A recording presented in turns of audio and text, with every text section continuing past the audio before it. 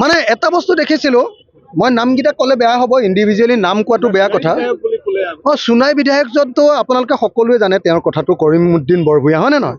কৰিমুদ্দিন বৰভূঞা অসমৰ আটাইতকৈ ডাঙৰ দালাল বিধায়ক, এইটোতো কাৰো সন্দেহ নাই। হা, তেওঁ জাতে পাতে বিজেপিৰ দালাল, এইটো চবেই জানে, হয়নে নহয়?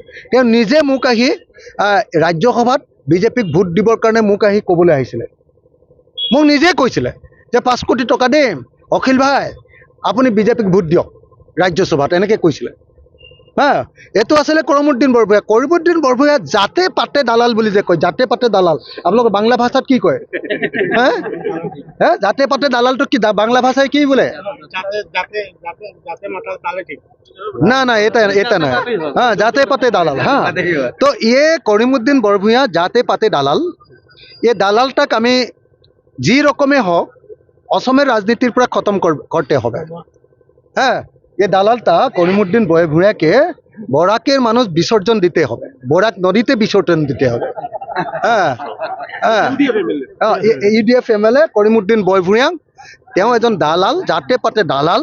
তেওঁ ৰাজ্যসভাত মানে বিজেপিক ভোট দিবৰ কাৰণে মোক ক'বলৈ গৈছিলে, গতিকে তেওঁ নিশ্চয় বিজেপিকে ভোট দিছে। গতিকে যি বিজেপিক ভোট দিব পাৰে সংখ্যালঘু মানুহে, যি সংখ্যালঘু মানুহক অনবৰতে বিজেপিয়ে কাটিম কৰি থাকে, হয়নে নহয়?